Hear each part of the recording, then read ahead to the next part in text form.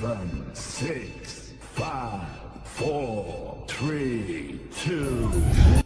Shalom. Senyumnya mana? Ada sukacita? Kita masuk di bulan yang kedua di tahun 2024 ini. Semua diberkati Tuhan, amin. Semua bersukacita, semua dalam kondisi sehat. Mari kita mulai bulan yang baru di bulan Februari ini, minggu pertama. Kita membawa segala persembahan pujian kita bagi Tuhan Yesus. Mari kita siapkan hati kita di hadapan Tuhan. Kita kagumi akan segala kebesaran dan kedahsyatan Tuhan. Tidak ada yang dapat kita bandingkan dengan kemahakuasaannya Dia. Dia pencipta segalanya. Dia pemilik jagat raya ini. Dia yang menciptakan dari yang tidak ada menjadi ada. Bagi Dialah segala pujian dan sembah dan kemuliaan. Hanya bagi Yesus. Mari kita kagumi Dia, kita datang dengan rasa kagum dan hormat hanya kepada Yesus. Katakan kepada Dia, betapa dahsyat Kau Tuhan, betapa hebat Kau Tuhan, betapa ajaib Kau Yesus. Terima kasih Tuhan. Yesus, terima kasih. Hanya Kau Tuhan yang layak kami sembah.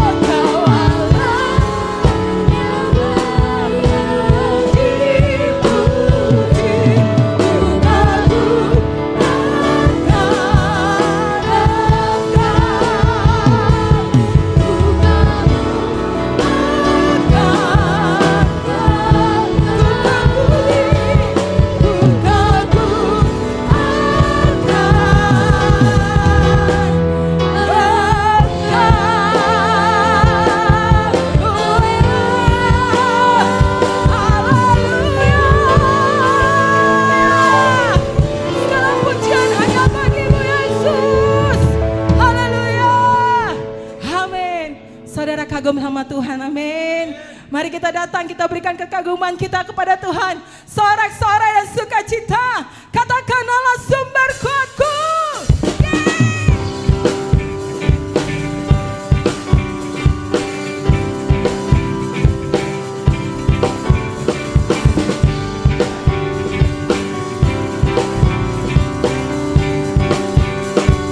Katakan hanya Kau milikku.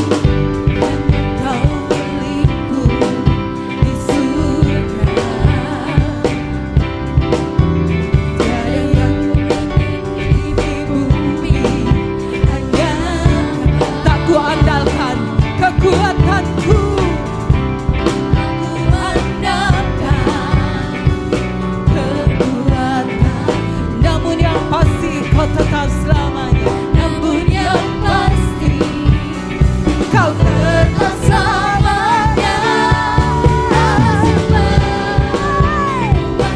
Allah sumber, Allah sumber kuatku, Allah sumber kuatku.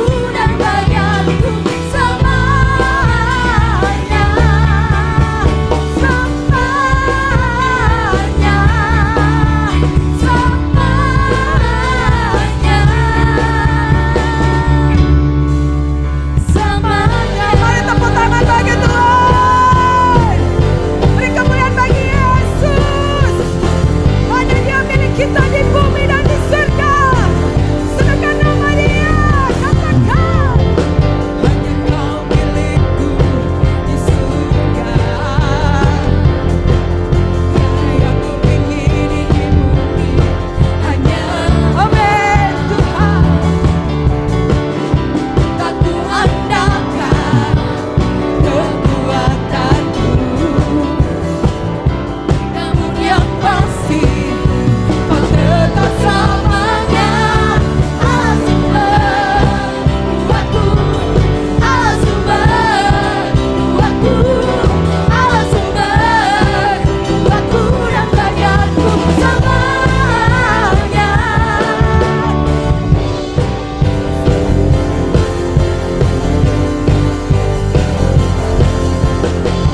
Hanya Kau milikku di surga.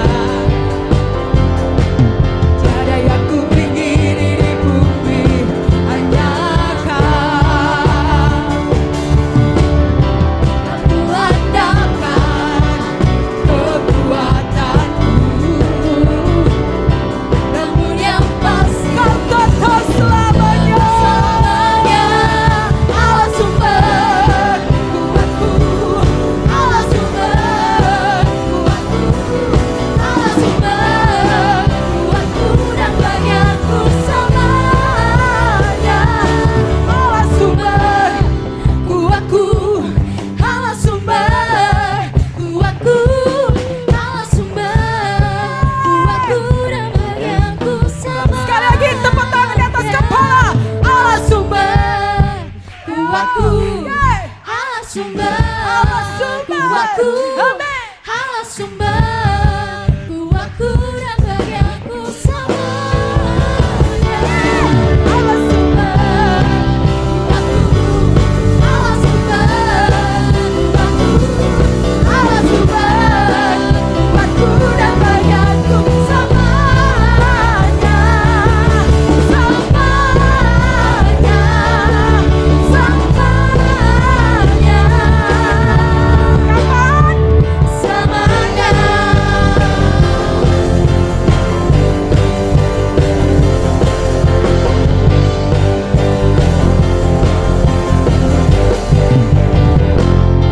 Selamanya. Haleluya. Yes. Saudara percaya bahwa Tuhan itu adalah sumber kekuatan kita, amin. Mari kita berjalan terus bersama dengan Tuhan. Andalkan Tuhan dalam segala waktu kita. Kita percaya kita akan menang bersama dengan Tuhan. Amin.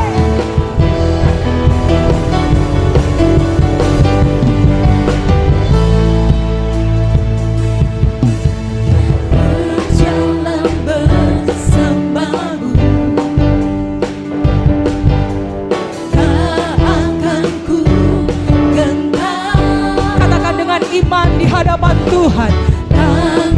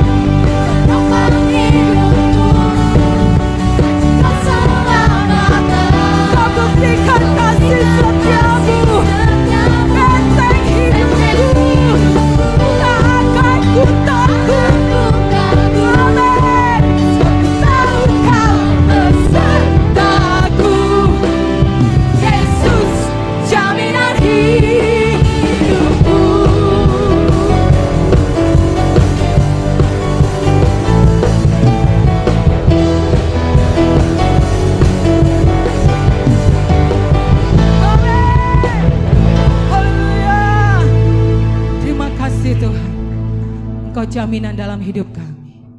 Engkau kota benteng kami, Engkau pengharapan kami. Engkau akan membawa kami ke atas gunung batu. Engkau akan membawa kami kepada kemuliaan-Mu, dan Engkau akan memberikan kemenangan bagi kami. Terima kasih Tuhan, terpujilah nama-Mu. Kau kota benteng kami, Kau pengharapan kami, Kau kekuatan kami Tuhan.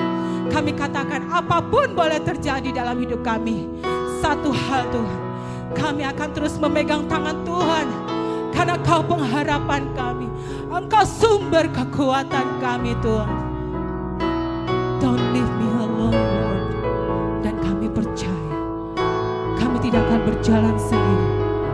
Engkau punya rencana dan rancangan yang indah dalam hidup kami. Terima kasih.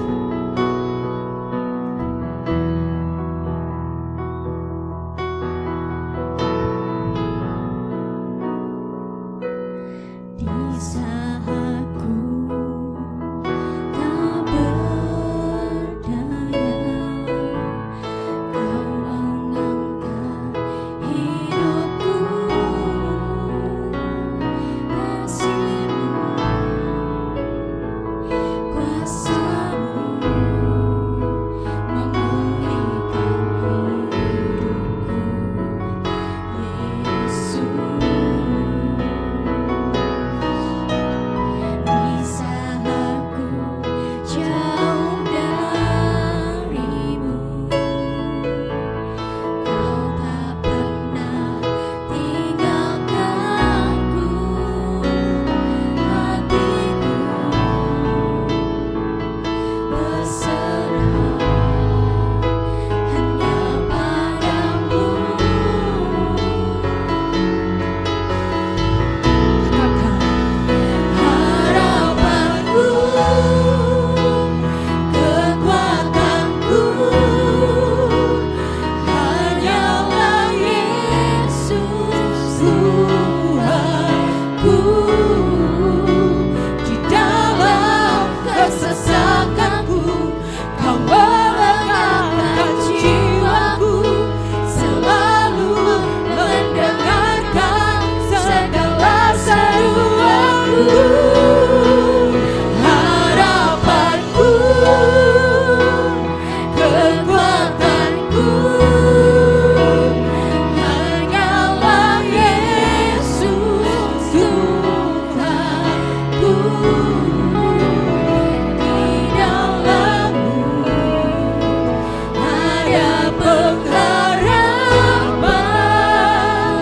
Ku tahu rencana-Mu yang terbaik bagiku. biar ini menjadi doa kita di hadapan Tuhan. Di saat ku tak berdaya, Kau mengangkat hidupku. Kasih-Mu, kuasa-Mu memulihkan hidupku,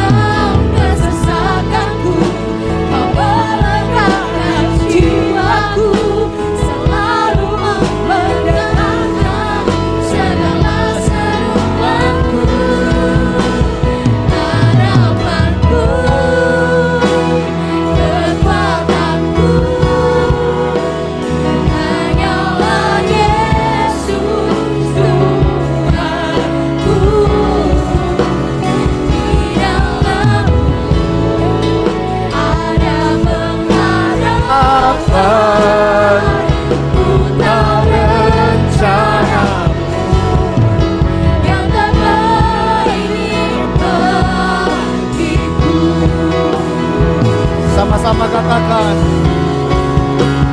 Harapanku, kekuatanku, hanyalah Yesus Tuhanku. Dalam kesesakanku, Kau melenggarkan jiwaku, Selalu mendengarkan segala seruanku. Harapanku, kekuatanku, hanyalah Yesus Tuhanku. Di dalam-Mu ada pengharapan. Ku tahu rencana-Mu yang terbaik bagiku. Ku tahu rencana-Mu yang terbaik bagiku. Ku tahu rencana-Mu yang terbaik bagiku. Oh, kami percaya rencana-Mu, kami percaya kasih-Mu. Kau Allah yang mengasihi kami, Kau Allah yang tidak pernah meninggalkan kami. Rencana-Mu tidak pernah gagal dalam hidupku. Terima kasih Tuhan, terima kasih Yesus. Haleluya. Naikkan syukur di hadapan Tuhan. Dia Tuhan yang mengasihi kita, Dia Tuhan yang tidak pernah meninggalkan kita, Dia Tuhan yang punya rencana yang indah dalam hidup kita. Saat kita lemah Dia yang menguatkan, saat kita jatuh Dia yang mengangkat. Bahkan saat kita meninggalkan Tuhan, Dia mencari kita. Dia tidak pernah membuang kita. Dia Bapa yang sudah mengasihi kita. Dia Bapa yang menebus kita dengan darah anaknya yang tunggal. Oh, haleluya, haleluya. Ku percaya Kau Tuhan yang tak pernah gagal, menjadikanku lebih dari pemenang. Ku percaya Kau Tuhan yang tak pernah lalai, menggenapi janji. Ku percaya,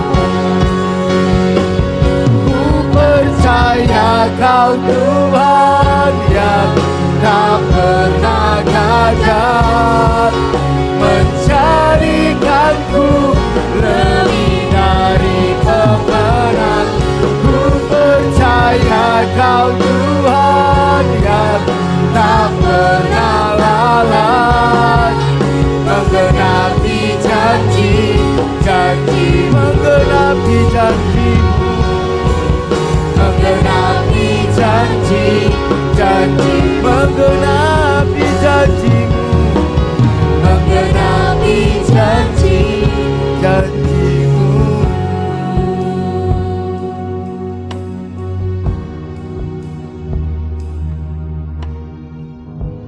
Kami percaya Engkau Tuhan yang tidak pernah meninggalkan kami.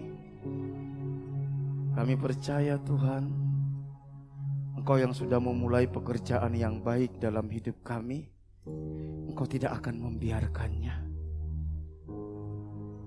Tangan-Mu yang kuat yang menopang kami, yang menuntun kami terus masuk ke dalam rencana-Mu.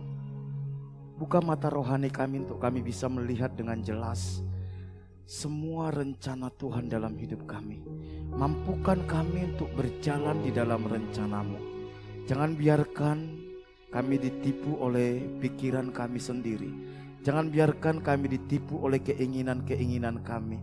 Roh Kudus, beri kami hikmat, beri kami bijaksana untuk mengerti kehendak-Mu dan taat pada kehendak-Mu.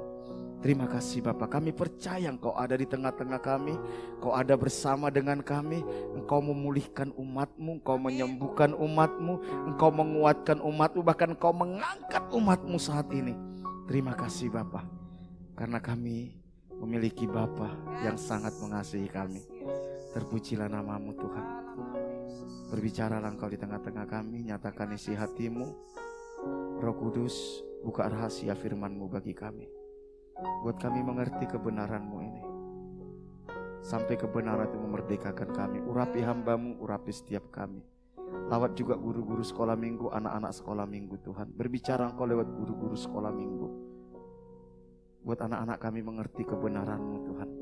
Terima kasih Bapa. Kami bersyukur segala pekerjaan setan, kuasa kegelapan, roh teritorial, tipu daya iblis kami ikat, kami tawan, kami perintahkan keluar dari tempat ini di dalam nama Tuhan Yesus. Terima kasih, kami siap mendengarkan firman-Mu. Kami sambut firman-Mu dalam nama Tuhan Yesus. Haleluya. Amin. Silakan duduk Bapak Ibu Saudara yang dikasihi Tuhan. Salam. Salam. Coba katakan kiri kananmu, bro, Tuhan mengasihimu, bilang. Amin. Kita percaya bahwa Tuhan mengasihi kita. Kita percaya kalau kita ada sampai saat ini itu karena Tuhan. Dan Tuhan akan terus setia membawa kita masuk ke dalam rencana kekalnya. Bapak Ibu Saudara yang dikasihi Tuhan, saya akan terus ingatkan bahwa setiap tanggal 1 sampai tanggal 7 kita ada doa puasa. Mari ambil bagian Saudara. Kita doa puasa dan nanti setiap sore jam 7 malam, setiap malam kita di ruangan sekolah minggu kita kumpul, kita menyembah Tuhan. Lebih kurang 1,5 jam. Nanti kita akan berdoa buat gereja ini, berdoa buat jemaat, berdoa buat kota ini, berdoa bagi bangsa ini Tuhan. Jadi mari saya mengajak setiap jemaat yang belum pernah ikut. Saya lihat beberapa 3 hari terakhir sudah mulai banyak yang ikut Saudara. Dan saya percaya ketika kita menyembah Tuhan, merendahkan diri di hadapan Tuhan, saya percaya Tuhan hadir di sana dan Tuhan memulihkan kita. Amin. Mari bagi Saudara, kecuali minggu. Kalau minggu kita tidak kumpul, kita cuma puasa tapi kita tidak doa malamnya, tidak, karena paginya kita sudah ibadah. Karena itu mari kita masih ada waktu 3 hari Saudara. Senin, Selasa, Rabu masih ada. Jadi setiap tanggal 1 sampai tanggal 7 kita sudah lakukan ini hampir 2 tahun Saudara. Dan saya percaya Saudara bahwa kita ini kuat, gereja ini bisa bertahan. Itu karena ada orang-orang yang berdoa. Amin. Saudara bisa kuat sampai saat ini. Saya percaya bukan karena kita Saudara. Ada orang-orang yang mendoakan kita Saudara. Mungkin kita berpikir saya hidup gak benar aja masih diberkati Tuhan. Karena ada orang-orang yang membela saudara di hadapan Tuhan. Jadi saya mau ngajak kita, apalagi mendekati pemilu ini Saudara, kita perlu banyak berdoa bagi bangsa ini. Supaya proses pemilu ini bisa berjalan dengan baik, bisa berjalan dengan adil, dengan jujur Saudara. Tuhan berikan kepada kita pemimpin-pemimpin yang terbaik buat bangsa ini Saudara. Karena pemimpin yang akan terpilih nanti akan menentukan nasib bangsa ini Saudara. Bukan cuma 5 tahun ke depan, bisa sampai 20, 35 tahun, 50 tahun ke depan. Jadi karena itu mari saya mau ngajak jemaat kita untuk semakin ambil waktu. Kita banyak menyembah, kita banyak berdoa, karena disitulah kekuatan kita. Bapak Ibu Saudara yang dikasihi Tuhan, tema yang ingin saya bawa pada bulan ini adalah penghalang. Bulan lalu kita berbicara tentang from zero to hero. Sepanjang bulan kita sudah bahas itu Saudara ya. From zero, bagaimana dari orang yang kita ini bukan siapa-siapa, kita ini orang yang banyak kelemahan, tetapi kita dipakai oleh Tuhan untuk membawa dampak, untuk menjadi berkat bagi banyak orang lain, membawa orang mengenal kasih Tuhan. Tetapi di dalam proses itu tentu ada banyak halangan. Saya selalu katakan gini Saudara, hidup ini merupakan sebuah perjalanan. Sebuah perjalanan. Ketika Tuhan menitipkan kita di rahim ibu kita, sebenarnya Tuhan itu sudah punya master plan dalam hidup kita. Kita nanti lahir dari keluarga siapa, kita nanti akan tinggal di mana, kita akan sekolah di mana, nanti kita akan bekerja apa, dan pasangan kita, hidup kita itu siapa, dan nanti kita meninggalnya kapan. Nanti kalau saudara baca di Mazmur 139 itu jelas dikatakan, Tuhan sudah menuliskan hari-hari yang akan kita lalui sebelum ada satupun. Dan di dalam perjalanan itu saudara, ketika Tuhan mulai menangkap kita di sini, Tuhan sudah siapkan perjalanan hidup kita saudara. Kemana kita nanti melangkah. Dan ketika kita bisa menemukan apa yang Tuhan sediakan dalam hidup kita, disitulah kita menemukan pemeliharaannya Tuhan. Misalnya, Tuhan tempatkan kita di sini. Ujung perjalanan hidup kita itu di sana saudara. Biasanya tidak lurus. Kadang berbelok ke sini, kadang berbelok ke sini, kadang berbelok ke sini, kadang turun saudara, naik. Nanti sampai di sini ujung yang Tuhan sediakan. Dan di dalam perjalanan hidup itu saudara, biasanya ada banyak masalah, ada banyak tantangan, ada banyak kesulitan. Tetapi ketika kita berjalan di dalam perjalanan yang Tuhan sediakan, di situ Tuhan sediakan jalan keluar, di situ Tuhan sediakan mujizat. Itu master plan-nya Tuhan dalam hidup kita. Makanya Tuhan bilang jangan kamu takut apa yang kamu makan, jangan kamu takut apa yang kamu minum, jangan kamu takut apa yang kamu pakai. Semua itu dicari bangsa-bangsa yang tidak mengenal Allah. Semua disediakan oleh Bapa kita. Asal kita bisa tahu rute perjalanan yang Tuhan sediakan. Tetapi jangan salah saudara. Ada oknum yang lain yang menyediakan rute juga, yaitu iblis.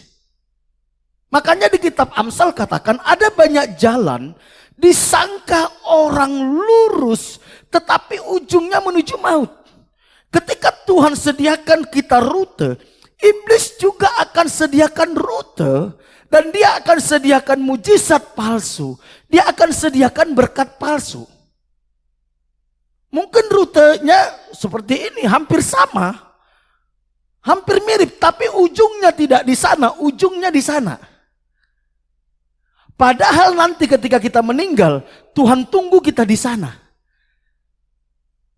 Disitulah orang ketika tidak berjalan sesuai dengan rute yang Tuhan sediakan, di ujung maut dia kaget. Dia ketemu kegelapan, dia tidak ketemu terang itu.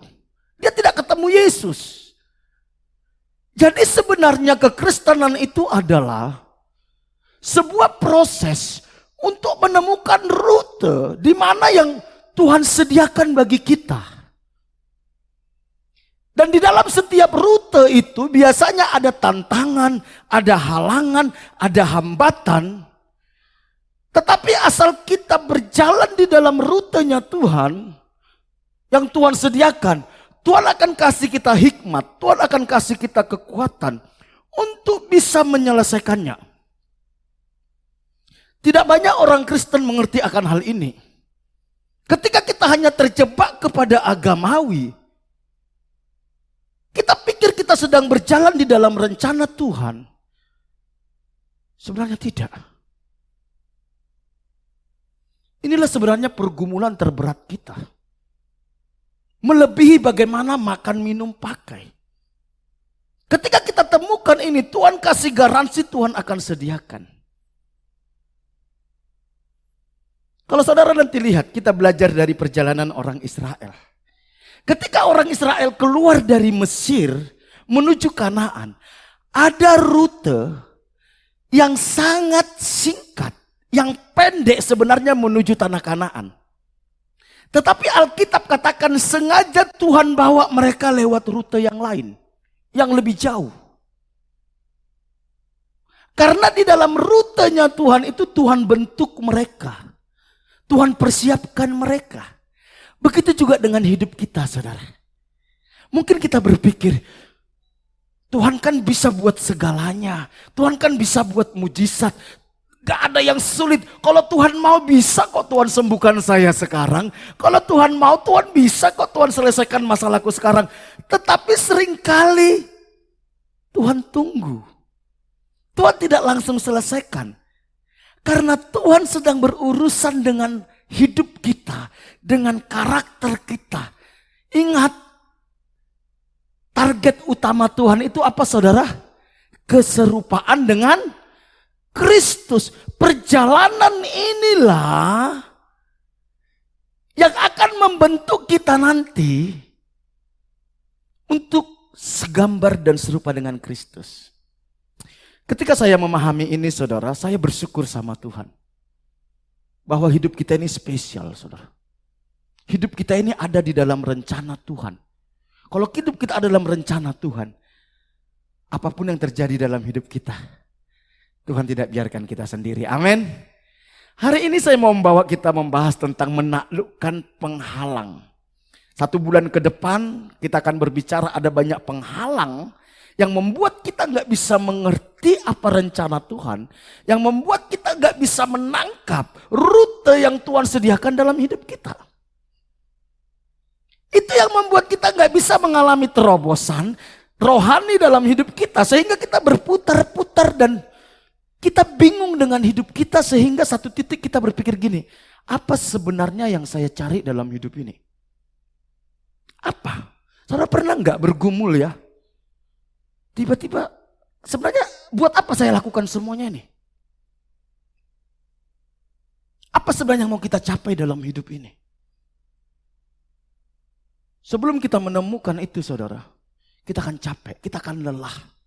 Makanya Tuhan bilang gini, datanglah kepadaku hai engkau yang letih, lesu dan berbeban berat, aku akan memberikan kelegaan kepadamu. Ketika Tuhan bilang memberikan kelegaan, itu saudara, itu artinya gini, lepaskan semua bebanmu, lepaskan semua ambisimu, lepaskan semua keinginan-keinginanmu, selaraskan keinginanmu dengan keinginanku, selaraskan ambisimu dengan ambisiku, selaraskan tujuanmu dengan tujuanku. Makanya Tuhan bilang, pikulah kuk yang kupasang. Kuk itu membuat kita berjalan bersama-sama dengan Tuhan. Ketika kita berjalan bersama-sama dengan Tuhan, saat kita lemah dia yang menguatkan, saat kita sakit dia yang menyembuhkan, saat kita sedikit dia yang menghibur, saat kita butuh hikmat dia memberi hikmat. Karena kita berjalan bersama-sama dengan Tuhan. Jadi selama kita nggak mau melepaskan ambisi kita, tujuan-tujuan kita dan tidak menyelaraskan hidup kita dengan tujuannya Tuhan, disitulah kita mengalami kelelahan. Saya mengajak kita membaca ini saudara. Yosua pasal 3 ayat 1 sampai 7. Yosua pasal 3. Nanti saudara baca semua. Saya hanya baca sampai ayat 8 saudara ya. Supaya waktunya enggak terlalu panjang. Saya akan bacakan. Yosua bangun pagi-pagi lalu ia dan semua orang Israel berangkat dari Sitim. Dan sampailah mereka ke sungai Yordan.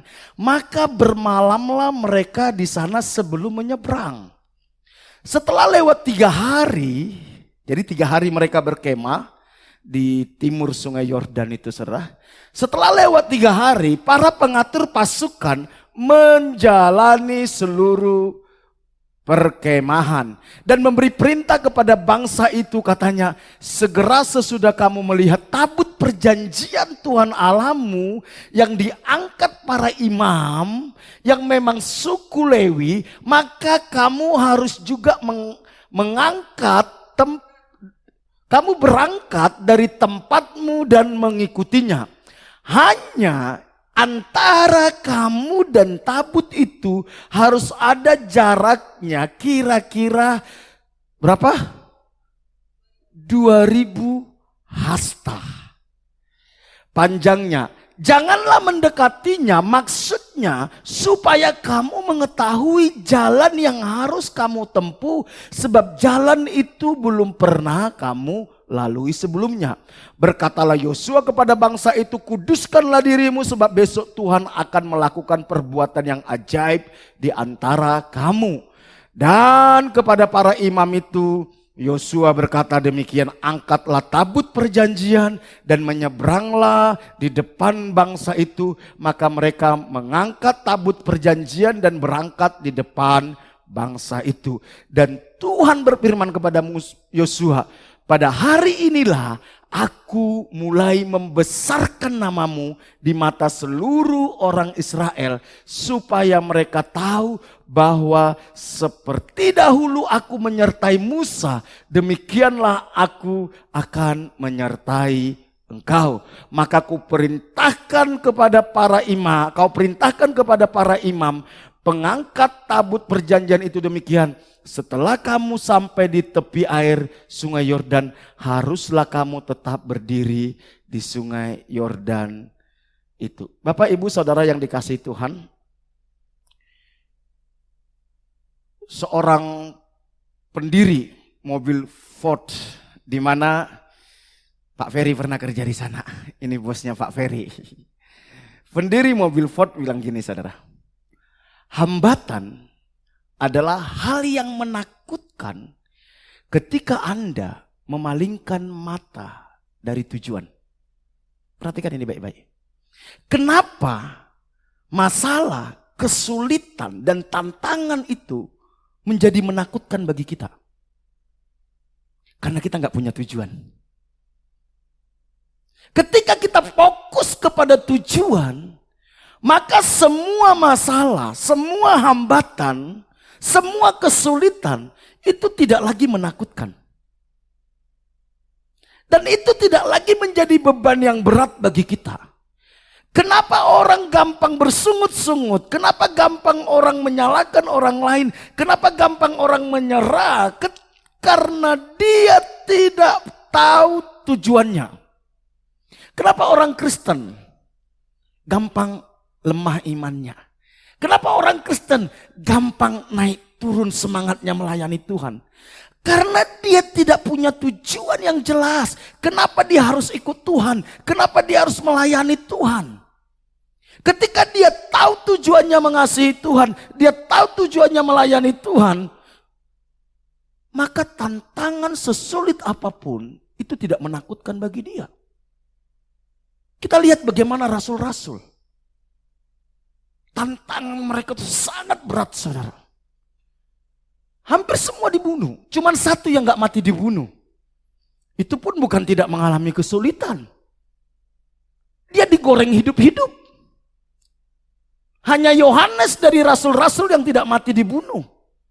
Yang lainnya ada yang diseret pakai kuda.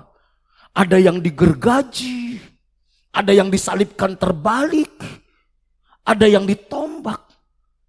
Kenapa mereka berani menghadapi itu? Karena mereka punya tujuan yang jelas.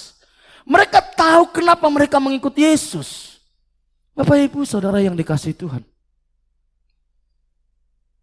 Bagaimana supaya kita kuat menghadapi setiap tantangan, menghadapi setiap kesulitan.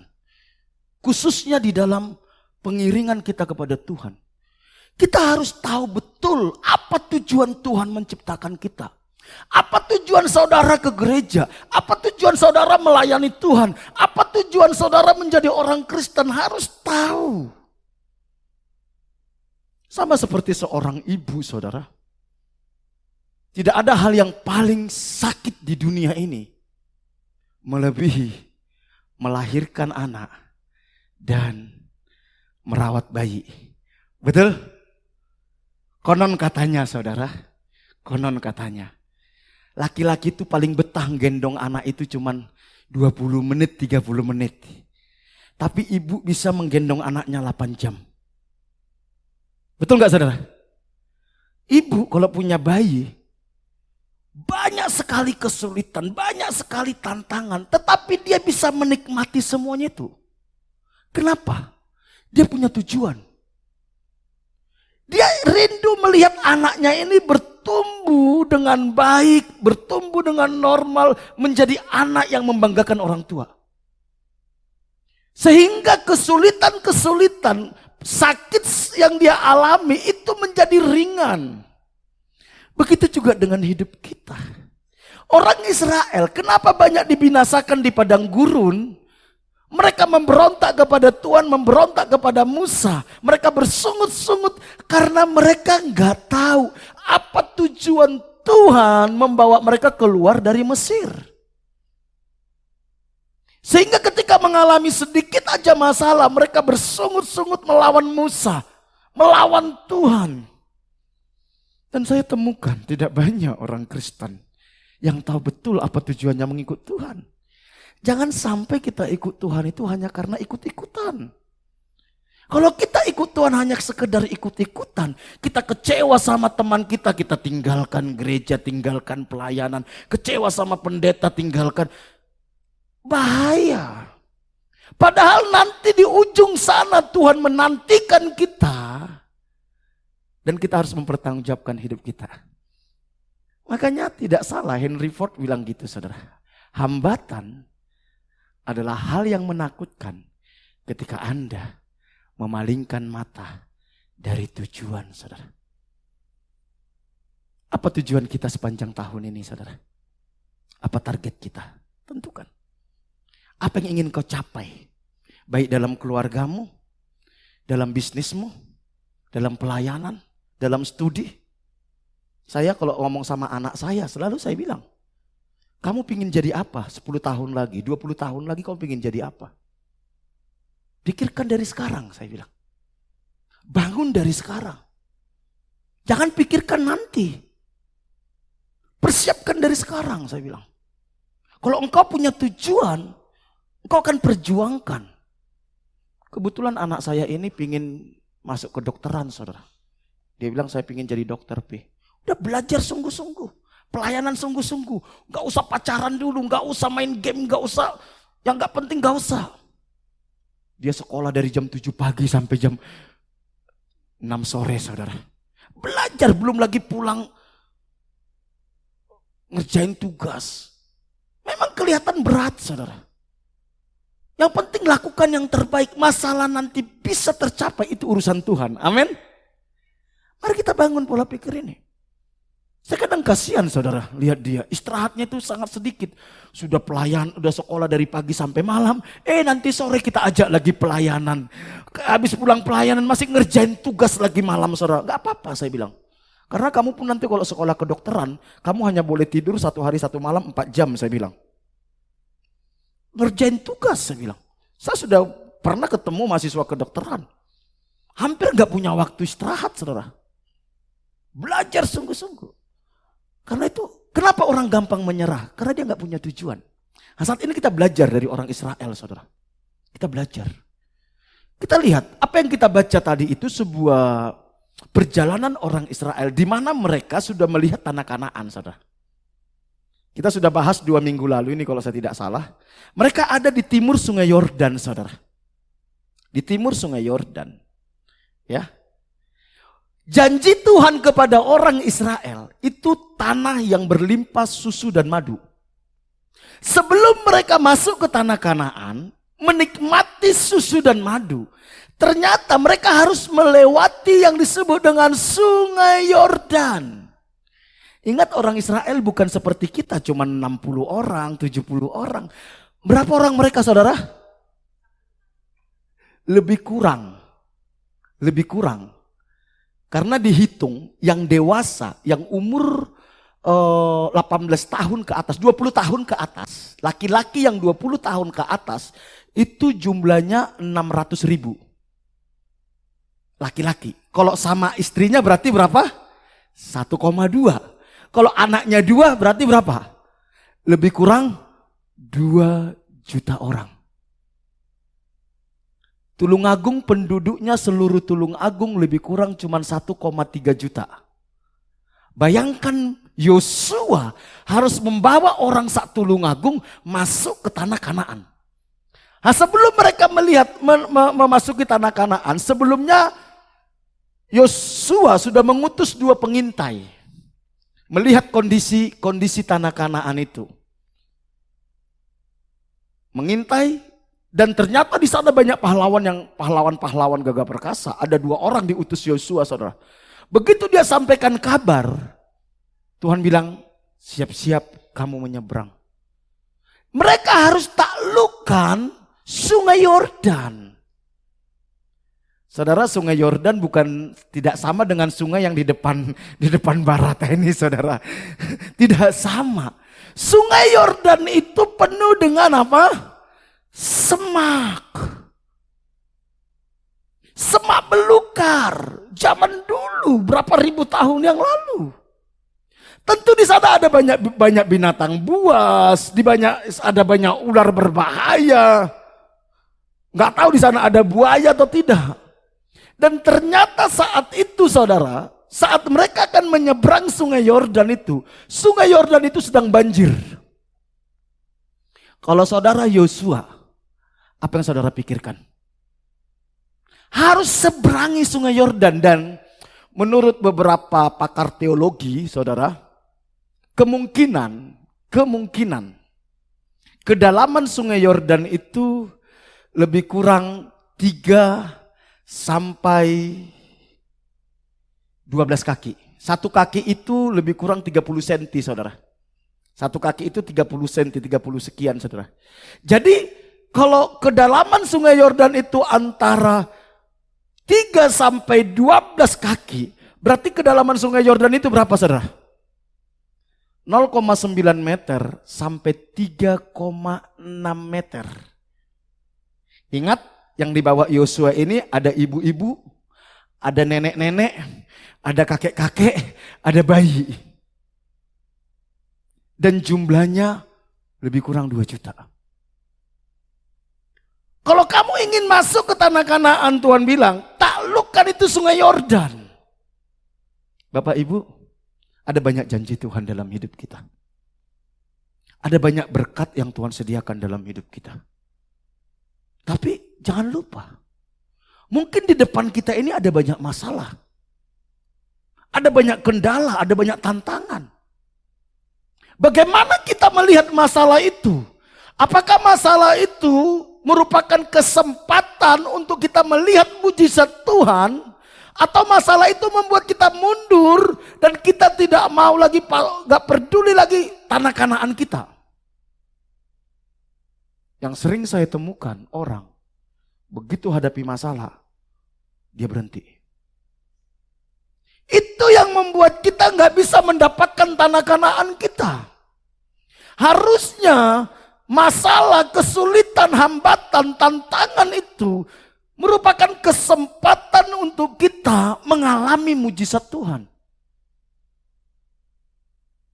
Dan puji Tuhan, saat itu Yosua memilih untuk taat. Dia tidak fokus kepada masalahnya, dia fokus kepada janji Tuhan, yaitu tanah Kanaan. Katakan kiri kananmu, bro, jangan fokus sama masalahmu. Fokus kepada janji Tuhan, bilang amin. Fokus kepada janji Tuhan. Saya percaya, saudara, Tuhan itu sediakan yang terbaik bagi kita. Saya percaya. Tapi seringkali kenapa kita nggak dapatkan? Kita fokus kepada masalah. Akhirnya kita kehilangan yang terbaik dari Tuhan. Satu-satunya cara Tuhan dapat menunjukkan kepada kita bahwa Ia yang mengendalikan adalah dengan menempatkan kita dalam situasi yang tidak dapat kita kendalikan. Bapak Ibu sadar nggak sih? Kita ini orangnya sebenarnya sangat sombong. Kita ini pingin mengatur hidup kita sendiri. Betul? Ada orang bilang gini, kalau bisa kita atur diri kita sendiri, ngapain repotin Tuhan, katanya saudara. Ngapain nyusahin Tuhan, katanya saudara. Padahal Tuhan itu pingin menuntun kita. Tuhan itu pingin mengatur hidup kita. Tuhan ingin mengarahkan kita. Kenapa saudara? Kemarin waktu ada yang bertanya gini, Tuhan kan tahu segalanya. Ngapain sih kita harus doa? Tuhan sudah tahu kok. Saudara tahu tujuan doa itu apa? Tujuan doa itu bukan cuma sekedar masalahmu selesai. Bagi Tuhan gampang. Tujuan doa itu adalah supaya kita intim dengan Tuhan, bergaul dengan Tuhan, bersekutu dengan Tuhan. Saudara tahu, yang paling Tuhan rindukan dari kita adalah bersekutu dengan Dia. Dosa memisahkan kita dari Tuhan. Yesus mati di atas kayu salib supaya kita bisa bersekutu dengan Tuhan. Makanya kita memanggil Dia Bapa. Makanya seringkali Tuhan izinkan masalah-masalah yang tidak terkendali, di mana kita nggak mampu menyelesaikan, supaya kita datang kepada Tuhan. Karena Tuhan itu ingin loh dekat sama kita, ingin loh ngomong-ngomong sama kita. Tuhan itu ingin loh bercerita kepada kita. Kalau saudara mengerti tentang hal ini saudara ya, fokus kita bukan lagi mujizat, bukan lagi masalah kita selesai, bukan lagi bagaimana sakit kita sembuh. Asal saudara berjalan bersama dengan Tuhan, berkomunikasi setiap saat dengan Tuhan, melibatkan Tuhan di dalam seluruh kehidupan kita, engkau gak usah minta, Tuhan pasti kasih. Tuhan pasti kasih. Beberapa waktu yang lalu, saya punya pengalaman di mana Tuhan mengingatkan saya tentang kasih Bapa. Anak saya ini kan sejak SMA saya melatih dia untuk mengelola keuangan sendiri. Tujuan saya sebenarnya supaya dia belajar bertanggung jawab, dia belajar manajemen, dia belajar untuk mengatur lah bagaimana supaya dia mulai disiplin. Jadi biasanya dulu waktu SD SMP tiap hari tak kasih uang jajan. Tapi sejak SMA saya tidak kasih uang jajan setiap hari, tapi di awal bulan saya kasih sejumlah tertentu. Ini untuk 1 bulan. Papi nggak mau tahu, pokoknya ini untuk beli bedakmu, ini untuk COD-mu, ini untuk jajanmu, ini untuk persembahanmu, dan jangan lupa untuk perpuluhan, saya bilang. Karena itu juga kesempatan bagi saya melatih dia untuk kasih perpuluhan dan kasih persembahan, saudara. Itu kesempatan bagi. Bulan lalu kan kami ulang tahun pernikahan. Dia beli kue. Mungkin uangnya salah satunya habis buat itu. Sekitar tanggal 24. Saya sudah tahu dia nggak punya uang lagi. Nggak punya uang lagi. Tapi dia nggak mau minta, saudara. Karena memang saya latih dia untuk bertanggung jawab. Istri saya sudah bilang, coba tanya Gibi itu masih punya uang gak? Jangan-jangan udah gak punya uang jajan dia. Karena dia sekolah dari pagi jam 7 sampai jam 6 sore, saudara. Tak biarkan dulu, saudara. Tanggal 25, saya biasa pagi-pagi ngantar dia, saudara. Begitu turun, waktu mau berangkat saya tanya dia, Kak Gibi masih punya uang jajan gak? Enggak, udah habis katanya. Loh, terus gimana? Ya biarin aja sampai akhir bulan gak jajan katanya. Wah, ya udahlah pikir saya. Tapi saudara tahu nggak? Sepanjang saya ngantar dia, hati saya itu ngeronto-ronto, saudara. Sebagai bapak, hati saya itu ngeronto-ronto. Begitu turun, saya turunkan dia. Saya bilang, Kak GB sini. Saya bilang, tak kasih dia uang jajan, saudara. Saya pulang. Di tengah jalan Tuhan bilang gini sama saya. Kamu lihat ya. Kamu itu bapak yang jahat aja loh ya. Anakmu gak minta. Kamu tanya loh kebutuhannya.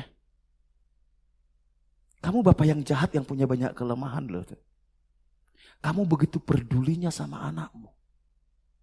Apalagi aku. Bapak yang sudah menebus engkau dengan nyawaku. Masa sih aku gak peduli kebutuhanmu? Yang aku inginkan engkau berjalan bersama dengan aku. Mengerti kehendakku. Melakukan kehendakku. Gak mungkin aku tidak pelihara engkau. Gak mungkin. Wah, di tengah jalan saya bilang, Tuhan terima kasih. Aku dikasih pelajaran lagi tentang hati Bapa kita yang di sorga. Bapak Ibu, mari jangan fokus bagaimana masalahmu selesai. Fokuslah bagaimana hubunganmu dengan Tuhan beres. Libatkan Tuhan di dalam setiap kehidupanmu. Engkau gak minta, Tuhan pasti kasih. Amin. Kita belajar dari orang Israel yuk, bagaimana mereka menaklukkan sungai Yordan. Bagaimana orang Israel menaklukkan sungai Yordan. Saya temukan minimal ada 4 kalau saya tidak salah, saudara. Bagaimana mereka menaklukkan. Yang pertama, saudara. Yang pertama, ikuti tuntunan Tuhan. Jangan melangkah sebelum engkau meminta tuntunan Tuhan. Yosua pasal 3 ayat 2-4 dikatakan setelah lewat 3 hari para pengatur pasukan menjalani seluruh perkemahan dan memberi perintah kepada bangsa itu, katanya, segera sesudah kamu melihat tabut perjanjian Tuhan Allahmu yang diangkat para imam yang memang suku Lewi, maka kamu harus juga berangkat dari tempatmu dan mengikutinya.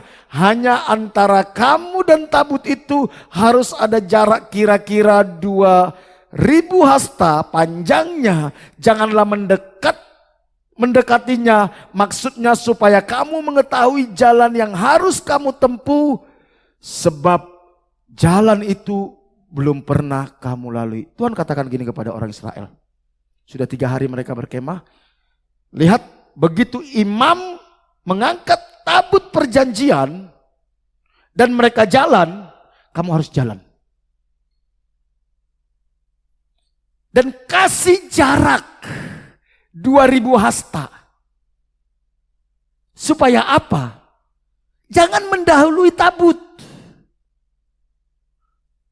Karena kamu gak pernah masuk ke tanah Kanaan.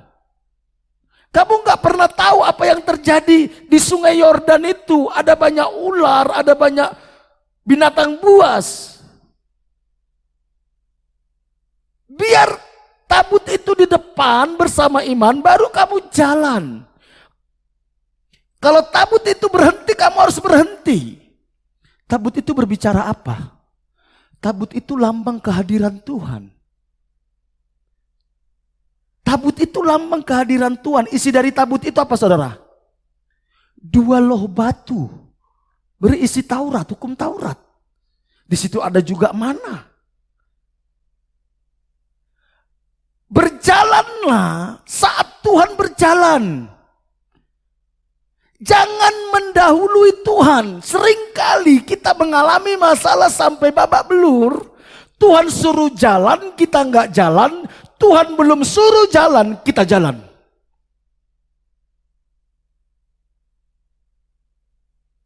Itulah salah satu alasan saya kenapa setiap tanggal 1 sampai tanggal 7 saya ajak kita berdoa puasa. Merendahkan diri di hadapan Tuhan. Tuhan, apa maumu dalam hidup kami sepanjang bulan ke depan? Tuntun langkah-langkah kami. Supaya sepanjang bulan ke depan kami tahu apa yang harus kami lakukan. Kita nggak tahu apa yang terjadi besok. Kita belum pernah lalui. Kita nggak tahu apa yang terjadi minggu depan. Kita nggak tahu apa yang terjadi bulan depan. Hanya Tuhan yang tahu. Karena itu ikuti tuntunan Tuhan. Jangan berjalan sendiri. Jangan berjalan sesuka hati. Ketika kita berjalan sesuka hati, kita nggak tahu di depan sana ada perangkap yang dipasang oleh iblis. Ada jebakan-jebakan yang dipasang oleh iblis. Dan tidak sedikit kita babak belur masuk dalam perangkap itu. Jebakan iblis itu bisa berbentuk apa? Rekan bisnis. Dalam bentuk apa? Pacar. Dalam bentuk apa? Teman. Kita nggak tahu, kita diseret oleh iblis masuk dalam perangkap itu. Setelah kita babak belur, baru kita bilang, Tuhan di mana engkau?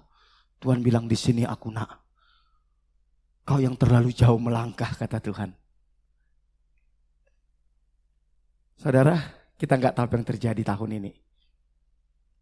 Yang pasti Alkitab bilang, semakin lama, semakin mendekati akhir zaman, kehidupan semakin sulit. Kejahatan merajalela, kasih kebanyakan orang menjadi dingin. Jadi jangan heran kalau saudara lihat ada orang sekarang super tega, super egois, gak peduli orang lain, gak peduli Tuhan. Itu Alkitab sudah tulis. Ada banyak semak belukar di depan kita. Dan di situ ada banyak binatang buas, serigala berbulu domba. Karena itu, izinkan Tuhan sebagai gembala itu berjalan di depan kita. Dan kita mengikuti sang gembala itu. Ikuti tuntunan sang gembala. Bagaimana caranya kita mengikuti tuntunan sang gembala? Bangun hubungan yang intim dengan Tuhan. Doa, nyembah, baca Alkitab, renungkan firman. Itu satu-satunya yang membuat kita gak masuk dalam perangkap iblis. Itu satu-satunya yang membuat kita bisa menemukan rute yang Tuhan sediakan. Supaya kita nanti di ujung hidup kita ketemu rencana Tuhan dan kita ketemu dengan Yesus. Kita tidak dibawa kepada jalan lain, saudara. Yang disediakan kuasa kegelapan. Setiap hari saya bergumul, saya bilang Tuhan, jangan sembunyikan dirimu dariku. Jangan sembunyikan kehendak-Mu dariku. Jangan sembunyikan kebenaran-Mu dariku. Buka mata rohaniku untuk melihat jalan-jalan yang Tuhan sediakan dalam hidupku sepanjang hari ini. Buka mata rohaniku untuk melihat semua berkat-berkat yang terbaik yang Tuhan sediakan dalam hidupku sepanjang hari ini. Bapak Ibu, saya mau ngajak kita. Mari kita bangun lagi kapasitas iman kita. Kedekatan kita dengan Tuhan. Ketaatan dan kesetiaan kita.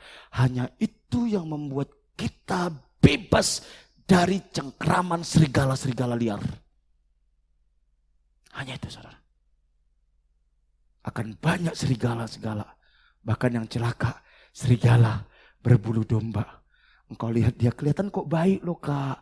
Baik, kaya, ganteng loh kak. Tapi dia gak cinta Tuhan loh. Gak apa-apa loh kak. Baik loh kak. Kaya loh kak. Begitu nikah. Nyesal saudara. Nyesal. Nyesal. Minggu ini ada seorang ibu telepon saya. Kak, aku udah pusing lihat anakku. Kenapa? Suaminya itu lo gak menghargai. Keluarganya gak menghargai. Lo dulu kan saya sudah larang nikah sama itu. Wong calon mantu itu belum terima Yesus kok, saya bilang. Itu konsekuensi, saya bilang. Konsekuensi. Makanya saudara ya, apapun keputusan kita, jangan keluar dari firman. Begitu engkau keluar dari firman, engkau masuk dalam perangkap kuasa kegelapan. Masuk dalam serigala liar itu, saudara. Tuhan katakan kepada orang Israel, tunggu tabut itu jalan. Setelah dia jalan, kamu harus jalan. Kalau dia belum jalan, jangan jalan. Dan jangan mendahului tabut. Kamu harus di belakangnya 2000 hasta. Kamu gak tahu di depan sana ada banyak binatang buas. Anak-anak muda, khususnya yang mau lulus SMA, doa sungguh-sungguh. Habis ini kau kemana? Mau kuliah kah? Mau kerja kah? Mau bisnis kah? Berapa banyak orang? Karena salah buat keputusan. Apa sih tandanya saudara keputusan kita itu benar? Apa tandanya kalau keputusan kita itu benar? Yang pertama, dengan keputusan itu engkau semakin mencintai Tuhan. Kalau keputusanmu itu membuat engkau semakin jauh dari Tuhan, hati-hati. Jangan-jangan itu perangkap kuasa kegelapan. Yang kedua, keputusanmu itu membuat hidupmu lebih produktif. Potensi-potensi talenta-talentamu berkembang. Kalau keputusanmu itu membuat engkau tidak produktif. Kau kawin, engkau hanya disuruh dapur, kasur, apalagi satu lagi saudara. Itulah. Gak bisa ngapa-ngapain. Hati-hati. Ingat, satu saat talenta kita itu Tuhan minta pertanggungan jawab. Ketika istri saya suruh keluar kerja di Malang. sebagai dosen di Akper. Sampai di Tulungagung, saya berdoa, Tuhan istri saya ini mau jadi ibu gembala saja, full timer, atau sambil bekerja. Karena tidak kebetulan dia kuliah mahal-mahal. Kuliah keperawatan, saya bilang. Jelas Tuhan bilang gini, suruh istrimu masuk PNS. Istriku aja gak yakin saudara, gak yakin saat itu. Tapi saya jelas dengar suara Tuhan. Memberanikan diri saya daftarkan dia PNS. Dan puji Tuhan keterima saudara. Keterima. Kalau itu dari Tuhan, engkau pasti produktif. Pasti produktif. Kalau sampai tidak produktif, jangan-jangan itu bukan dari Tuhan. Yang pertama tadi apa? Kita semakin cinta Tuhan. Yang kedua semakin produktif. Talenta-talentamu semakin berkembang, potensi-potensimu semakin berkembang, karena suatu saat engkau akan pertanggungjawabkan itu di hadapan Tuhan. Yang ketiga, kalau itu dari Tuhan, engkau pasti bahagia. Pasti bahagia, keluargamu bahagia. Tapi kalau keputusan itu membuat keluargamu gak bahagia, ribut aja, saling curiga aja, perlu berdoa. Jangan-jangan ini bukan dari Tuhan, ini dari hantu. Memang dari Tuhan dan hantu itu beda tipis saudara. Tuhan bisa dianggap Tuhan, hantu bisa dianggap Tuhan, Tuhan dianggap hantu. Mari. Saya di dalam segala pelayanan saya, hal yang paling sulit bagi saya bukan mengeksekusinya. Bukan. Meyakinkan Tuhan ini dari Tuhan atau tidak. Sudah waktunya atau belum. Begitu kita sudah yakin ini waktunya dari Tuhan, percayalah Tuhan pasti menyediakan semuanya. Amin. Amin. Mari kita belajar. Biar Tuhan yang berjalan, minta tuntunan Tuhan. Ikuti tuntunan Tuhan. Yesaya pasal 48 ayat 17 sampai 19 saya katakan, beginilah firman Tuhan penebusmu yang maha kudus Allah Israel, akulah Tuhan Allahmu yang mengajar engkau tentang apa yang memberi faedah, yang menuntun engkau di jalan yang harus kau tempuh. Sekiranya engkau memperhatikan perintah-perintahku, maka apa? Damai sejahteramu akan seperti sungai yang tidak pernah kering, dan kebahagiaanmu akan terus melimpah seperti gelombang-gelombang laut yang tidak pernah berhenti. Maka keturunanmu akan seperti pasir dan anak cucumu seperti kersik banyaknya. Nama mereka tidak akan dilenyapkan dan ditiadakan dari hadapanku. Ketika kita berjalan bersama dengan Tuhan, Tuhan bilang, damai sejahteraku, kebahagiaanmu itu melimpah-limpah. Amin. Dan dikatakan keturunanmu, ini berbicara Pak, produktif. Bagi orang Israel, mandul itu orang yang terkutuk saudara. Bagi orang Israel, kalau ada perempuan mandul itu terkutuk. Produktif, hidup kita juga gitu. Kalau kita berjalan bersama dengan Tuhan, kita akan menuruti perintah-perintahnya, kita bahagia dan kita produktif. Sudahkah kita mengalami ini semua? Sudahkah kita mengalami ini semua, saudara? Dan itu yang Tuhan sediakan bagi kita. Yang kedua, hidup dalam kekudusan. Tentu ini sudah sering kita dengar, saudara. Mungkin kita sampai belenak, saudara. Hidup kudus lagi, saudara. Dari dulu khotbahnya hidup kudus lagi. Tuhan itu kudus. Kuduslah kamu sebab aku kudus. Tanpa kekudusan kamu gak bisa melihat Tuhan, Alkitab katakan. Makanya Yosua 3 ayat 5 bilang gini, berkatalah Yosua kepada bangsa itu, kuduskanlah dirimu sebab besok Tuhan akan melakukan perbuatan yang ajaib di antara kamu. Saudara, kita gak bisa mengharapkan Tuhan buat mujizat. Kita gak bisa mengharapkan Tuhan menolong kita, tapi kita masih hidup dalam dosa. Gak bisa. Gak bisa. Kita masih menikmati dosa, gak bisa. Tanpa kekudusan kamu gak bisa melihat Tuhan, Alkitab katakan. Allah itu kudus. Apa sih kudus itu, saudara? Banyak orang punya perspektif yang salah tentang kudus, saudara.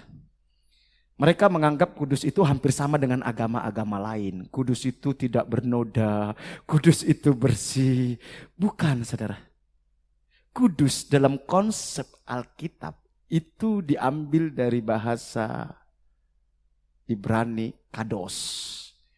Kados itu artinya dikhususkan, dipisahkan.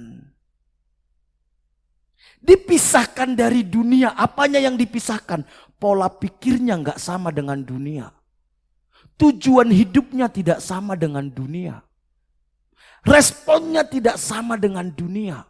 Semua tindakannya diselaraskan dengan pola pikirnya Tuhan, dikhususkan untuk Tuhan. Itu kudus.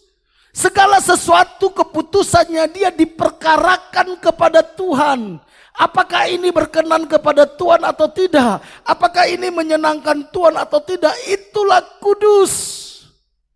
Makanya ketika Musa diperintahkan Tuhan, Tuhan bilang kepada Musa, Musa, perintahkan air keluar dari batu. Tetapi yang dilakukan Musa apa? Dipukul Musa batu itu. Memang air keluar. Dan saat itu Tuhan murka sama Musa.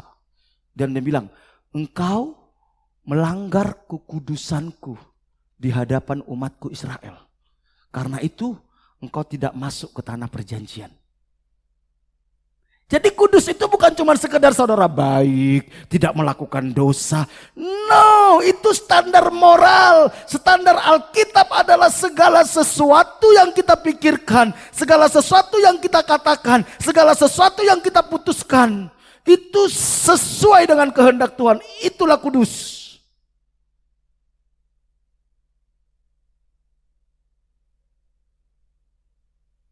Makanya Roma 12 katakan gini.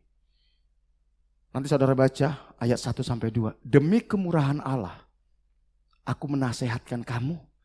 Janganlah kamu menjadi serupa dengan dunia ini.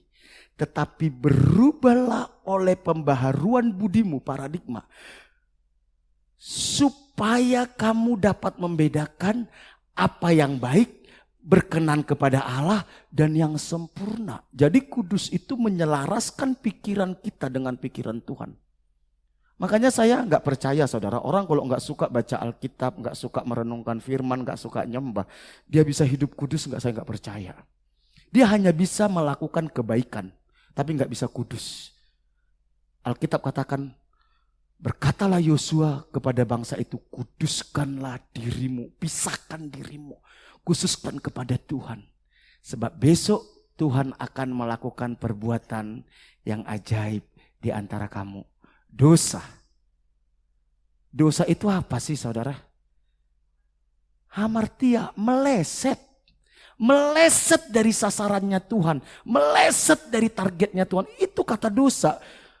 Mencuri, membunuh, berbohong, berzina. Itu efek dari dosa. Efek. Tapi dosa yang sesungguhnya ketika kita meleset dan tidak sepikir dengan Tuhan, muncullah pikiran-pikiran untuk berzina, membunuh, untuk bohong, untuk melakukan kejahatan. Itu akibat. Jadi sebenarnya kalau kita ingin hidup benar, rahasianya cuma jalin hubungan dengan Tuhan. Tundukkan diri kepada Tuhan. Makanya Tuhan Yesus bilang, setiap orang yang mau mengikut aku, dia harus menyangkal dirinya. Memikul salibnya setiap hari, ikut aku. Kalau enggak, kamu enggak bisa loh ikut aku. Kenapa Tuhan bilang harus sangkal diri, pikul salib? Kita harus matikan semua ego kita, ambisi, keinginan kita, dan berkata, Tuhan lakukan apa yang kau pandang baik dalam hidupku. Dosa, kemelesetan, membuat kita tidak bisa mengerti kehendak Tuhan dan melumpuhkan kekuatan kita. Sehingga kita tidak mampu melakukan kehendak Tuhan. Saudara, tema kita tahun ini apa saudara? Go, melakukan kehendak Bapa dan menyelesaikan pekerjaannya. Tidak ada cara lain untuk kita bisa melakukan ini. Kita harus komitmen belajar hidup dalam kekudusan. Kalau tidak, gak bisa. Saya tahu ini nggak mudah. Saya pun berjuang, bergumul, berpuasa, minta belas kasihan Tuhan sampai saya nangis, Tuhan tolong saya, mampukan saya. Aku butuh anugerah-Mu. Yang ketiga, mengutamakan Tuhan dan meninggikan Tuhan, saudara. Yosua 3 ayat 6 dikatakan, dan kepada para imam itu Yosua berkata demikian, angkatlah tabut perjanjian dan menyeberanglah di depan bangsa itu. Maka mereka mengangkat tabut perjanjian dan berjalan di depan bangsa itu. Tabut itu harus diangkat. Tabut itu lambang apa, saudara? Kehadiran Tuhan. Tuhan harus ditinggikan lewat hidup kita. Tuhan harus diutamakan lewat hidup kita. Dan kita berjalan mengikuti Tuhan, saudara. Kalau Tuhan belum menjadi yang terutama dalam hidup kita nggak mampu melihat rencana Tuhan. Nggak mampu. Nggak mampu. Kalau kita nggak peduli apa kehendak Tuhan, kita nggak mampu, saudara. Dan kita nggak bisa melihat mujizat dalam hidup kita. Nggak bisa. Tuhan itu harus ditinggikan. Tuhan itu harus diutamakan, saudara. Ketika Tuhan ditinggikan, Tuhan diutamakan, percayalah. Gak mungkin dia tidak pelihara hidup kita. Amin. Gak mungkin, gak mungkin. Gak mungkin dia tidak membela kita. Gak mungkin. Gak mungkin. Dia akan membela kita, saudara. Dan kita akan melihat hidup dari mujizat kepada mujizat, kepada mujizat, kepada mujizat. Dan yang keempat, saudara, ini yang terakhir. Setelah nomor 1, apa tadi, saudara? Apa nomor 1 tadi? Mengikuti tuntunan Tuhan dulu. Yang kedua apa? Hidup dalam kekudusan. Yang ketiga apa? Mengutamakan Tuhan dan meninggikan Tuhan. Setelah itu baru dibilang melangkah dengan iman. Segera sesudah kaki para imam mengangkat tabut Tuhan, semesta bumi berhentilah di dalam air sungai Yordan, maka air sungai Yordan itu akan terputus. Air yang turun dari hulu akan berhenti mengalir menjadi bendungan ketika bangsa itu berangkat dari tempat perkemahan mereka untuk menyeberangi sungai Yordan. Maka para imam mengangkat tabut perjanjian itu berjalan di depan bangsa. Perhatikan, melangkah dengan iman. Saudara coba bayangkan kalau saudara imam. Saudara imam. Ini sungai ini berapa meter tadi, saudara? Dalamnya 0,9 meter sampai 3,6. Ini berarti airnya deras gak, saudara? Ada orang mengatakan lebih kurang 40 mil per jam kecepatan air itu.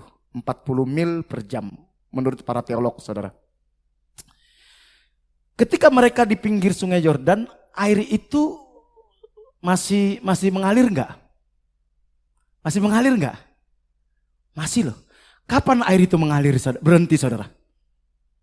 Alkitab katakan ketika mereka menginjakkan kaki, pak. Ini air ini yang dari hulu langsung berhenti membentuk bendungan. Nanti kalau saudara baca selanjutnya itu nanti itu sampai meluap, saudara. Meluapnya itu sampai lebar.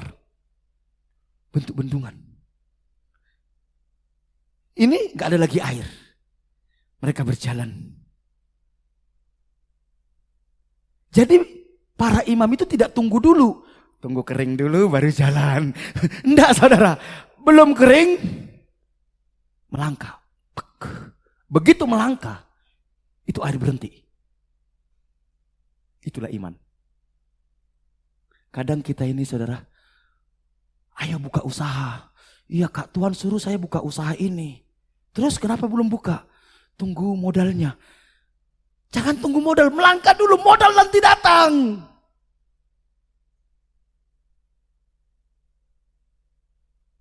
Modal nanti datang. Waktu kita membangun Ngujang, saudara, kami DPJ, saya Bu Ida Christian bergumul, saudara. Tuhan bilang, ini waktunya bangun. Saya tanya sama Bu Ida, Bu, uang kita berapa, Bu? Sekitar, kalau nggak salah saat itu 40 juta. 40 juta. Pondasi aja kurang. 40 juta saudara. Tapi Tuhan bilang ini waktunya jalan. Terus gimana Bu Ida? Chris gimana? Ya kalau Kak Fri yakin ya jalan. Lah Kak Imam saudara. Ingat siapa saudara? Imam. Saya tanya Tuhan jalan enggak? Tak hitung-hitung biayanya. Totalnya lebih kurang 700 juta saudara. Karena kita rancangkan 2 lantai. Jadi pondasinya aja sudah 100 juta saudara. Karena kita rancang pondasinya lantai 2 saudara. Begitu melangkah saudara. Enggak tahu gimana ceritanya loh saudara. Ada aja saudara. Ada aja. Ini mau selesai. Udah bisa dipakai. Saudara, sering kali yang menghalangi mujizat Tuhan, kita nggak mau melangkah, saudara. Nggak mau melangkah.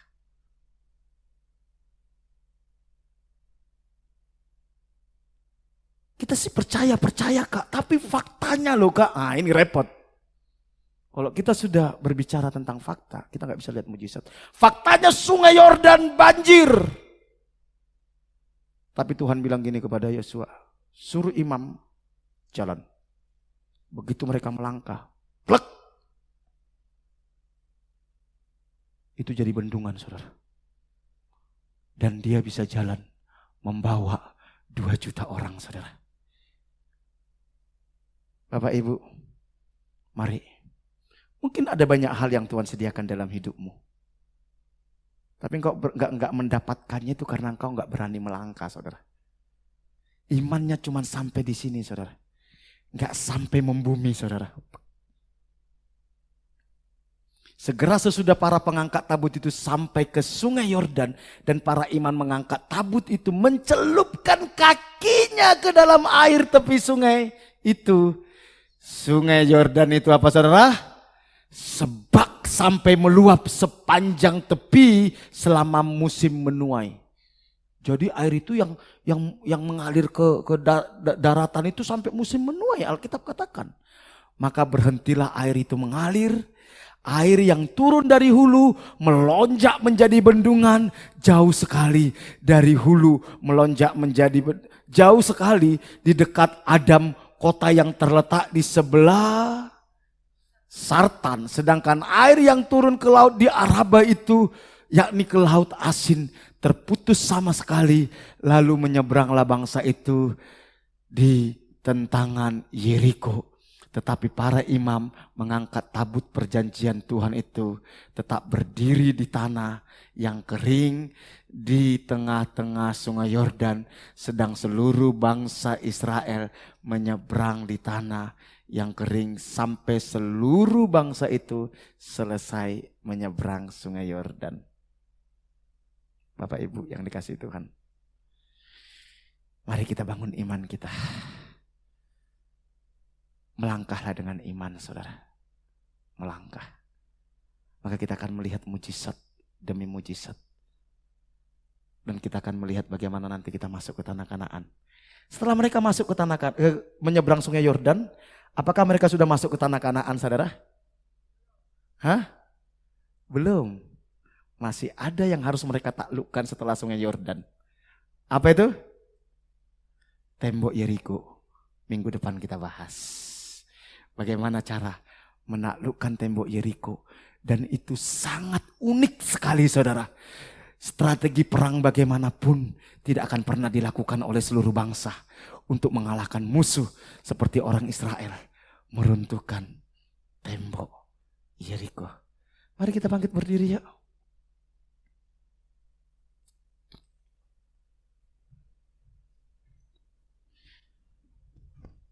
Ada satu lagu Kidung Jemaat yang beberapa waktu terakhir ini saya sangat suka lagu ini saudara. Ya Tuhan setiap jam ku memerlukan dia ya.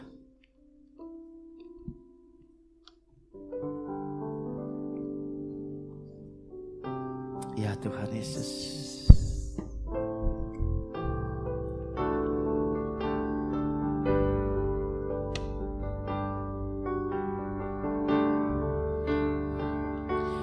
Ya Tuhan, tiap jam ku memerlukan-Mu. Engkaulah yang memberi sejahtera penuh setiap jam, ya Tuhan. Dikau ku perlukan, ku datang juru selamat, berkati ya Tuhan tiap jam. Ya Tuhan, tiap jam ku memerlukan-Mu.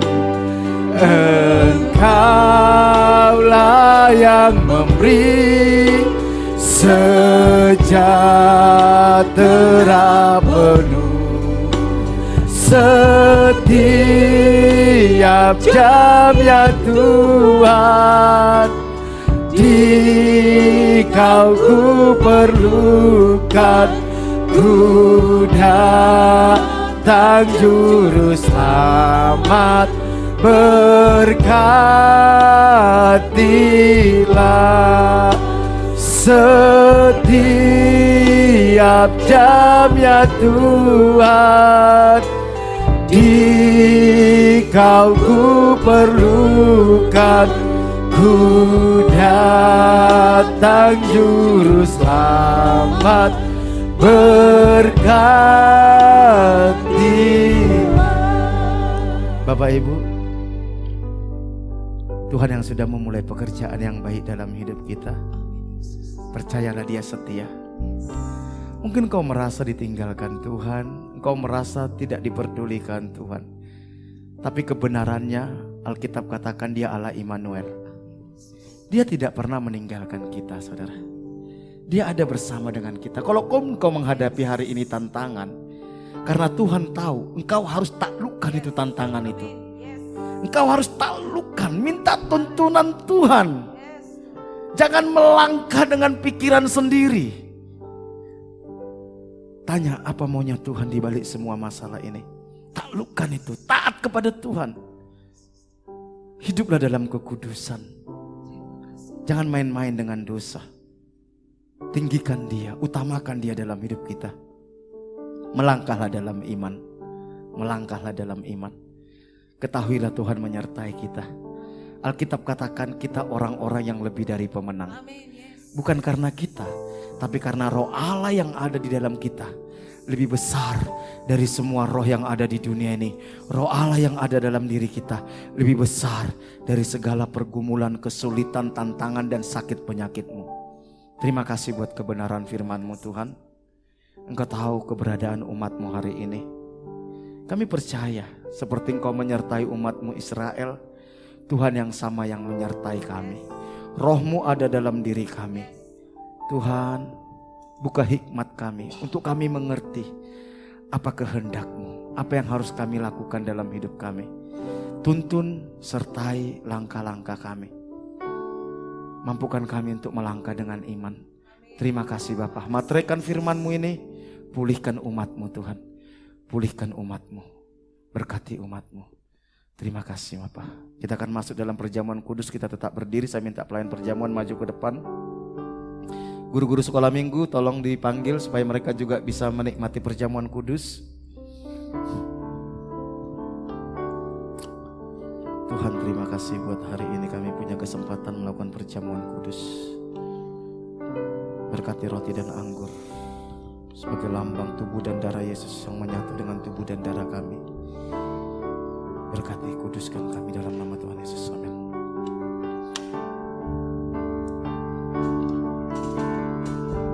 Telah kulihat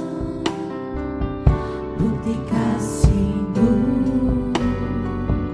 Kau menderita tak tinggalku.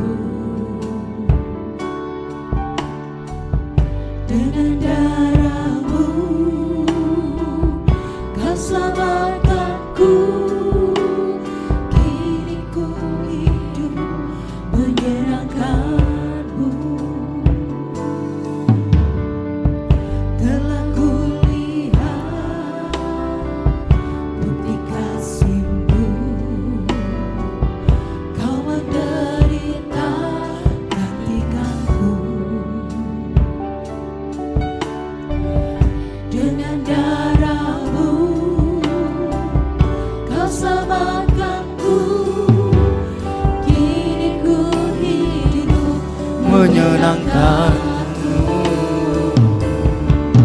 Terlalu besar kasih-Mu Bapa, pengorbanan yang Kau berikan bagiku.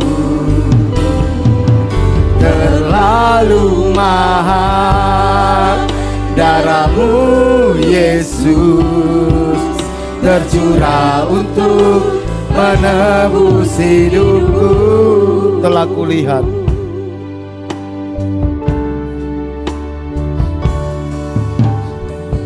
telah kulihat bukti kasih-Mu. Kau menderita gantikanku. Dengan darah-Mu Kau selamatkanku. Kini ku hidup menyenangkan-Mu. Terlalu besar, terlalu besar kasih-Mu Bapa, pengorbanan yang Kau berikan bagiku. Terlalu mahal darah-Mu Yesus.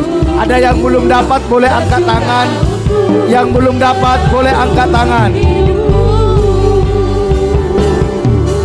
Terlalu besar. Yang belum dapat perjamuan boleh angkat tangan. Dan yang Kau berikan bagiku. Terlalu mahal darah-Mu Yesus, tercurah untuk menebus hidup. Terlalu besar, terlalu besar kasih-Mu Bapa, pengorbanan yang Kau berikan bagiku.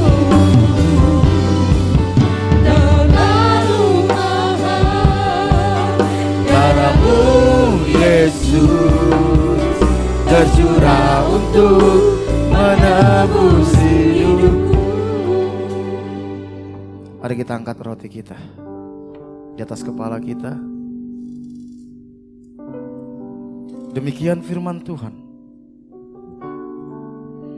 Sebab apa yang telah kuteruskan kepadamu telah aku terima dari Tuhan, yaitu bahwa Tuhan Yesus pada malam waktu Ia diserahkan mengambil roti, dan sesudah itu Ia mengucap syukur atasnya. Ia memecah-mecahkannya dan berkata, inilah tubuhku yang diserahkan bagi kamu, perbuatlah ini menjadi peringatan akan aku.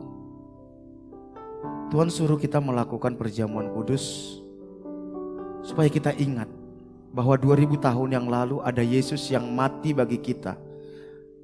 Demi kasihnya, demi cintanya kepada kita, Dia serahkan tubuhnya mati di atas kayu salib. Kalau nyawanya saja Dia sudah berikan bagi kita, gak mungkin Dia tidak peduli kebutuhan kita. Roti ini lambang dari tubuh Yesus yang diserahkan bagi kita, menyatu bagi kita. Karena itu, mari kita persembahkan tubuh kita hanya untuk Tuhan. Untuk melayani Tuhan, untuk mengasihi Tuhan.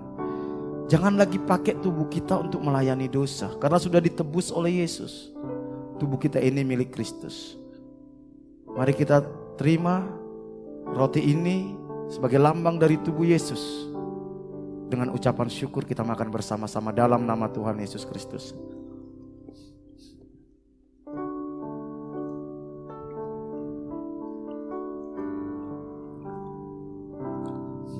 Kita angkat cawan kita.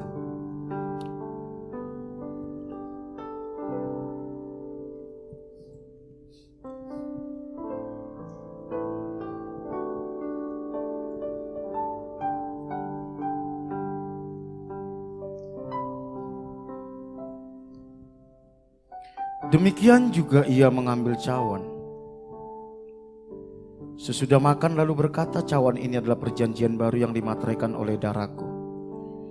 Perbuatlah ini setiap kali kamu meminumnya menjadi peringatan akan aku. Sebab setiap kali kamu makan roti ini dan minum cawan ini, kamu memberitakan kematian Tuhan sampai ia datang.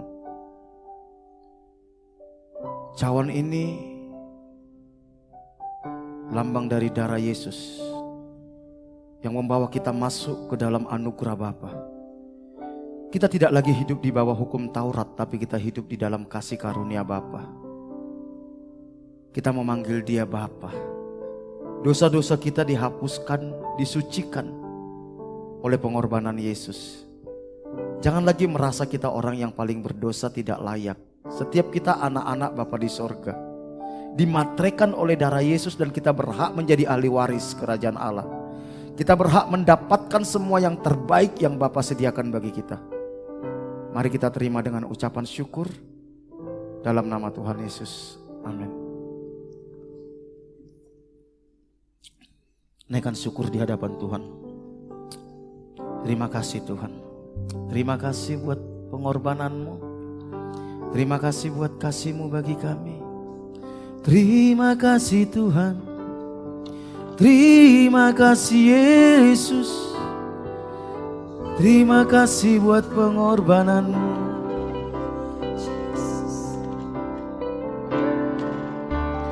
Hatiku rindu melihat kemuliaan-Mu.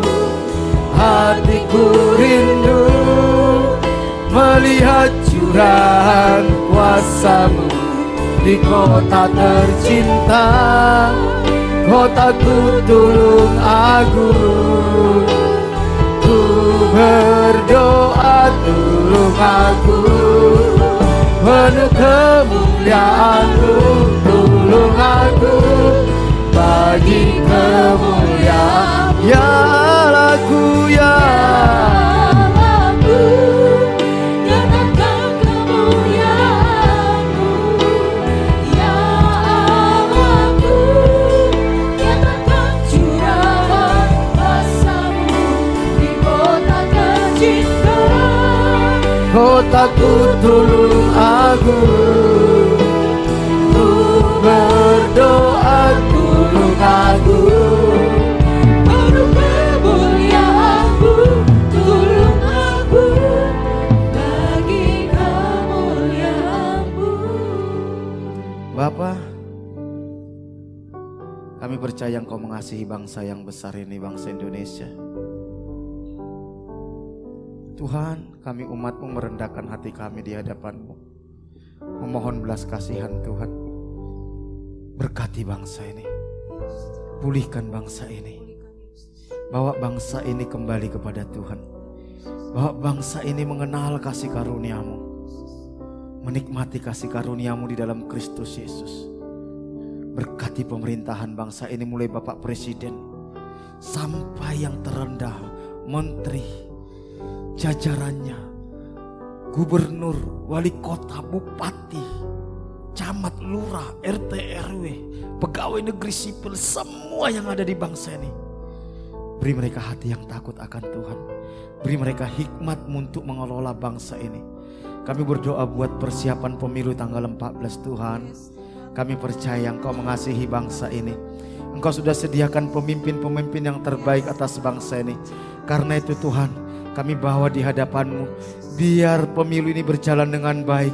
Biar pemilu ini berjalan dengan jujur dan adil Tuhan. Berkati Tuhan pemerintah yang melaksanakannya. Berkati KPU Tuhan, berkati Bawaslu Tuhan, berkati TNI Polri, semua orang yang ambil bagian dalam proses pemilu ini, para partai politik, anggota-anggota dewan Tuhan. Kami percaya Tuhan Engkau yang mengendalikan.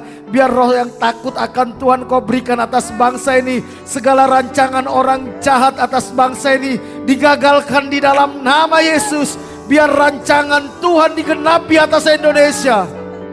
Berkati Indonesia. Biar presiden dan wakil presiden yang terpilih orang yang sungguh-sungguh takut akan Tuhan. Biar para anggota DPR RI, DPRD provinsi, DPRD kabupaten kota Tuhan, dan juga DPD, orang-orang yang tepat, orang-orang yang mengasihi bangsa ini Tuhan. Terima kasih Bapa. Kami serahkan bangsa ini ke dalam anugerah Tuhan. Berkati gereja Tuhan, pulihkan gereja Tuhan yang ada di bangsa ini. Berkati anak-anak Tuhan yang ada di bangsa ini. Biar kami bisa menjadi berkat atas bangsa ini. Terima kasih, kami bersyukur. Kami serahkan Indonesia ke dalam anugerah Tuhan. Kami bawa hidup kami sepanjang minggu ke depan ke dalam anugerah-Mu. Seperti Engkau menuntun Israel, Engkau yang menuntun kami Tuhan. Hamba-Mu berdoa biar perlindungan Tuhan yang sempurna atas seluruh umat-Mu sepanjang minggu ke depan. Lindungi dari panah api si jahat, dari tipu muslihat iblis, dari serangan kuasa kegelapan, dari mara bahaya, kecelakaan, virus-virus, sakit, penyakit, dari keinginan-keinginan yang jahat. Bawa hati kami sepanjang minggu ini melekat mengasihi Tuhan, menghormati Tuhan, takut dan gentar akan Tuhan, hidup benar di hadapan Tuhan. Berkati setiap umat-Mu, berkati setiap rumah tangga, hubungan suami istri, orang tua dengan anak, sesama saudara. Kasih dan kebenaran memerintah dalam setiap rumah tangga. Pulihkan kesehatan umat-Mu yang sakit, Tuhan sembuhkan. Berkati usaha pekerjaan umat-Mu, apapun yang mereka kerjakan sepanjang minggu ke depan, Tuhan buat berhasil, Tuhan buat terobosan, Tuhan buat mujizat. Tuhan buka jalan atas masalahnya, berikan hikmat, ide, kreativitas kepada umat-Mu. Cukupi segala kebutuhan umat-Mu Tuhan. Biar tanda-tanda ajaib menyertai setiap umat-Mu Tuhan. Berkati anak-anak kami yang sekolah, lindungi mereka dari pergaulan yang salah, dari nilai-nilai dunia yang tidak sesuai dengan kebenaran firman Tuhan, dari segala keinginan-keinginan yang jahat. Berkati mereka dengan hikmat, bijaksana, kecerdasan. Pakai mereka menjadi alat-Mu, membawa generasi mereka berbalik kepada Tuhan. Terima kasih Bapa. Sungguh kami serahkan umat-Mu sepanjang minggu ke depan ke dalam anugerah-Mu. Berdoa juga buat Pak Bambang, Bu Bambang, pemilik tempat ini beserta semua keluarga besarnya Tuhan. Kami mohon anugerah Tuhan melindungi, menjagai mereka dari panah api si jahat, tipu muslihat iblis, dari serangan kuasa kegelapan, dari mara bahaya, kecelakaan, virus-virus, sakit, penyakit, dari keinginan-keinginan yang jahat. Bawa mereka semua semakin mengenal Tuhan, mengasihi Tuhan, takut dan gentar akan Tuhan, hidup benar di hadapan Tuhan. Berkati rumah tangga mereka, hubungan suami istri, hubungan dengan anak cucu menantu. Kasih dan kebenaran-Mu memerintah dalam rumah tangga mereka. Pulihkan terus kesehatan mereka. Berkati usaha pekerjaan mereka Tuhan, dimanapun berada. Tuhan buat berhasil, Tuhan buat terobosan, Tuhan buat mujizat. Buka jalan atas masalahnya, berikan hikmat, ide, kreativitas, takut akan Tuhan kepada semua karyawannya. Bahkan anak-anak mereka Engkau jagai, Engkau lindungi dari segala yang jahat. Bahwa mereka semua mengasihi Tuhan, bahwa mereka semua masuk dalam rencana-Mu. Terima kasih, kami bersyukur. Berkati Barata ini sepanjang minggu ini Tuhan. Berkati semua karyawannya, berikan hikmat, ide, kreativitas, takut akan Tuhan kepada semua karyawannya. Terima kasih, apapun masalah di perusahaan Tuhan buka jalan. Kami bersyukur buat hari ini karena kami tahu Tuhan mengasihi kami dan Tuhan memberkati kami. Mari jemaat yang dikasih Tuhan, kita angkat tangan kita. Jemaat yang dikasih Tuhan, Tuhan menyertai kita, Tuhan tidak pernah meninggalkan kita, Tuhan mengasihi kita. Karena itu pulanglah, terimalah berkat daripada Allah Bapa. Diberkatilah engkau pada waktu masuk, diberkatilah engkau pada waktu keluar, diberkatilah buah kandunganmu, diberkatilah adonanmu, diberkatilah bakulmu, diberkatilah hasil tanganmu. Apapun yang kau kerjakan dengan tanganmu, Tuhan akan buat berhasil. Diberkati engkau di desa, diberkati engkau di gunung, kemanapun kau pergi tanda-tanda ajaib menyertai engkau. Engkau akan naik dan tidak akan menjadi turun, engkau akan menjadi kepala dan bukan menjadi ekor. Anak cucumu akan perkasa di bumi, engkau akan disebut sebagai orang yang beruntung dan berbahagia, dan lewat hidupmu akan banyak orang menerima berkat yang berasal daripada Tuhan. Jika engkau hari ini sungguh-sungguh mendengarkan suara Tuhan Allahmu yang kusampaikan kepadamu dan engkau setia melakukannya, berkat-berkat ini akan menjadi milikmu. Karena itu pulanglah, terimalah berkat daripada Allah Bapa, kasih karunia dari Tuhan kita Yesus Kristus, penghiburan dan kekuatan dari Roh Kudus mulai hari ini sampai Tuhan Yesus datang kedua kali. Dalam nama Tuhan Yesus, setiap kita yang diberkati sama-sama katakan amin. Berikan tepuk tangan, berikan salam satu dengan yang lain.